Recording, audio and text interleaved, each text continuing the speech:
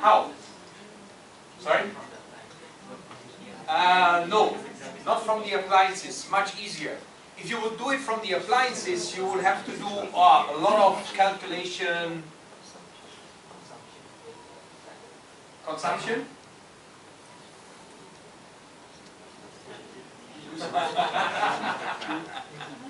Actually, this is not the full indicator for the whole JKR organization. This is just the indicator for the building, and it's very easy to do. You just use your kilowatt hours. You have 2.7 million kilowatt hours, and you multiply it by your national emission factor. That depends on the source of electricity, because you're mainly using gas. You remember yesterday I showed you the presentation where they had the factor that you multiply your kilowatt hours with to get kilogram of CO2.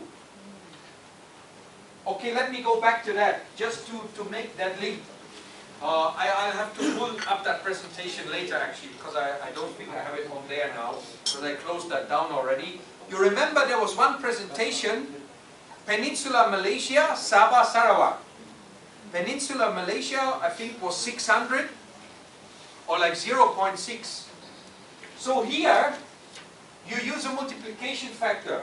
And if you compare these two figures, 2.8, 1.4, that means the assumption here is 1 kilowatt hour represents half a kilo of CO2 emissions.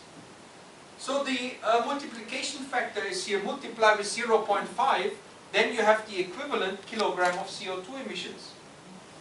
So this is very low. There must be a rationale behind it, or maybe it was an assumption.